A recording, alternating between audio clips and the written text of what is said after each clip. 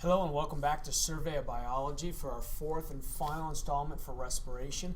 And here's where we'll kind of put cellular respiration, which we've discussed in the three prior videos, together with kind of ventilation or inhalation, exhalation, the actual process of breathing, which is also called respiration.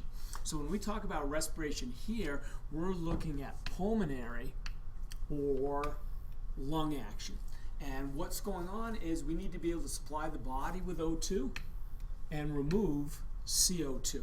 And if you look at the diagram, we can see all the way from your nasal cavity in your throat to your windpipe down to your lungs, and then even the alveoli and the capillaries surrounding that are all involved in moving oxygen to the cells, removing CO2, and that's the process that we're going to look at, the pulmonary action of respiration. And here's kind of the 5 steps that we're going to go through. Some of these we've already looked at, like cellular respiration. We've covered that one in depth, and that's how we use oxygen to extract energy from glucose. But the other 4 take place kind of on a larger scale, if you will, on a system scale. So the first one is breathing, and that's just moving air in and out of the lungs, called pulmonary ventilation. We have external respiration, and that's when we're going to exchange gases between the air in the lungs and the blood. So the air will provide oxygen to the blood will drop off CO2 that it picked up from the cells. Then we've got gas transport by the blood, so here's where the blood will take it throughout the body wherever it needs. We're not going to deal with this one as much. And then we've got internal respiration, and so this is the exchanging of gases between the blood and the body cells. And we'll take a quick look at this at the end of once we get down to your cells in your big toe or your left ear or something like that. There's going to be an exchange of the gases there as well. But we're really going to concentrate on number 1 and 2 here. So now in terms of the actual ventilation, inhalation and exhalation.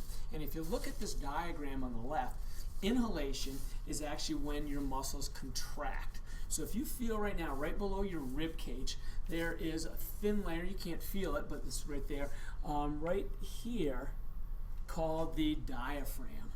And when you breathe, the diaphragm actually contracts and it pulls down. At the same time, you've got muscles in between your ribs called the intercostals that they contract as well, and that opens your chest cavity. And the combined effect of opening your chest cavity and pulling your diaphragm down creates a vacuum, an empty space in your lungs, and air is inhaled. You suck air in. Now, exhalation is the opposite. When you relax, your diaphragm moves up and your intercostals relax. That compresses the lungs, and you have exhalation and air is breathed out. So take a big deep breath right now. Breathe in. And now let it out. And there's the process of inhalation and exhalation. So inhalation again is the contraction of the muscles, and exhalation is the relaxation. And if we look now, and we'll go and look, let's look at the anatomy of the respiratory system. So you've got your nasal cavity. If you've ever had a sinus infection, you know all about those. Your pharynx, which is basically your oral cavity, and those two combine kind of at the back of your throat, and they lead to your larynx. But then we're really going to kind of start with the trachea. And if you take right now and put your hand kind of where your Adam's apple might be and kind of feel up and down with your fingers and thumb, you'll feel small ridges. And that's the cartilage of your windpipe, the trachea. And the cartilage is there to help keep that open so that air can flow in and out. So the trachea goes down, and then it branches into the left and right bronchi. The bronchi then lead to the lungs, the right and the left. And as they branch out, the bronchi become smaller and smaller until we get to the bronchioles. And the bronchioles are kind of the smallest branches, and they lead out, and all the bronchioles end in these little grape-like clusters called alveoli. That's where the gas exchange actually takes place, and that's where we're going to kind of focus our attention from here on out. So if we look at that, I'll take one step back, I guess. And if we look at the respiratory tree, so again, I said, if you feel kind of your throat, your Adam's apple, you'll feel these rings of cartilage. And they're there to help keep that trachea, that windpipe, open so that you can breathe. And as I said, it branches, and you get your primary bronchi, or bronchus is plural, And then you get secondary and tertiary as they branch further and further out into the lungs until they terminate in the bronchioles and the alveoli. So I think we have, here's a picture, here's a cross section of a real lung. And if you look, you can see some of the larger openings. That may be a bronchus, maybe some smaller bronchioles or secondary bronchus as we get there. But for the most part, the lung's kind of like sponge-like. And some of you may remember I showed you a demonstration in class where we actually inflated one, and it was kind of like blowing up a balloon. There's just millions of air sacs in there that hold the air that we've breathed in through ventilation. And so now let's actually get to the alveoli. So if we go down the bronchial tubes, I said if we go down to the bronchioles, at the very end are these alveoli. And like I said, they look like little clusters of grapes. So we can go through, and they're a little ball shaped to increase the surface area. But they're small grape-like clusters. They've got a moist surface. That helps the gases, oxygen and CO2 dissolve and diffuse across the membrane. They're closed air sacs. And the big thing is they're round, and there's so many of them to increase the surface area for gas exchange between the oxygen and carbon dioxide. And so here's just another picture of the cross section, so we can see that the alveoli, the little clusters here, are surrounded by capillaries. So that's bringing blood from the heart to the lungs to pick up oxygen and drop off CO2. So the blue artery is coming from the heart right here, and it is bringing deoxygenated blood from the body. It's dropping carbon dioxide off into the alveoli so that we can breathe that out. And at the same time, it's picking up oxygen. So the red is the oxygenated blood that will return to the heart and then get pumped for the double circulation to go back to the body systems and provide all of our cells with the oxygen that we need. So they're surrounded by these capillaries to exchange the oxygen and CO2. And here's another diagram that I like, this one, that shows these capillary beds. Again, the red and the blue as it's dropping off. And if we look down at the bottom here, we can see that here is the oxygen. So oxygen is getting picked up by the bloodstream, and carbon dioxide is getting dropped off into the alveoli. So this would be the alveoli on the left-hand side. So there's this exchange of gases. And all that it's driven by is by diffusion. And if we look on the left-hand side, there's lots of red. So these oxygenate is going to go in, and then there's not much blue, so the carbon dioxide is going to come out.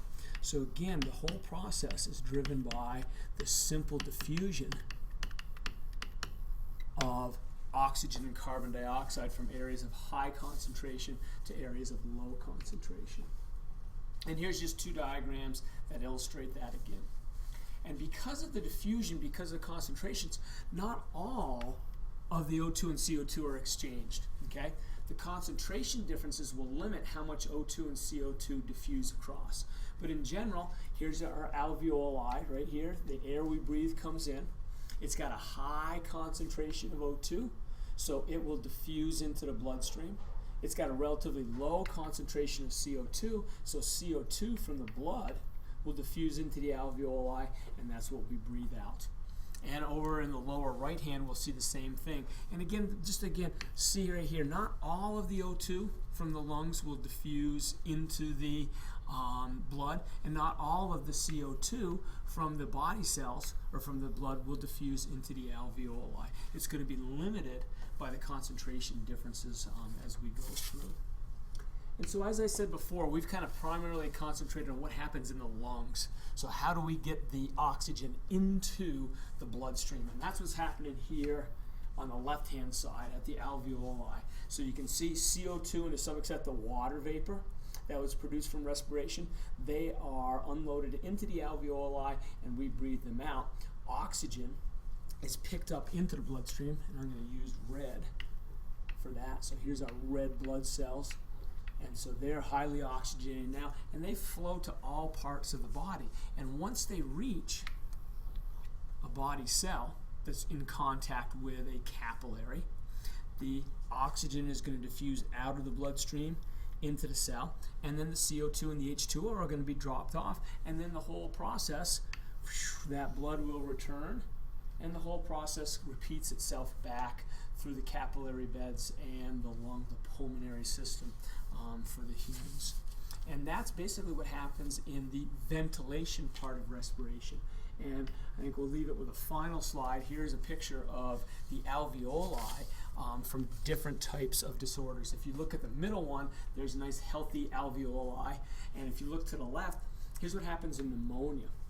And so here, fluid and blood fill the cells, so you can see that they look swollen, so that's called edema, and that's why if bronchitis, pneumonia, sometimes we have that hard time breathing because the cells are actually swollen and it's hard to exchange all the gas. On the other hand, something like emphysema is the exact opposite. Here, the membranes break down, and you can see that it's actually, the lung is actually deteriorating. It's going to have a hard time exchanging gases. It's going to have a hard time holding gases as we go through and try to breathe. So you can just see the difference, the range in different disorders that might affect the lungs, and why it's so important to keep our lungs healthy as we do. So thank you very much for sticking with me through these 4 sections of respiration, and we will talk to you soon.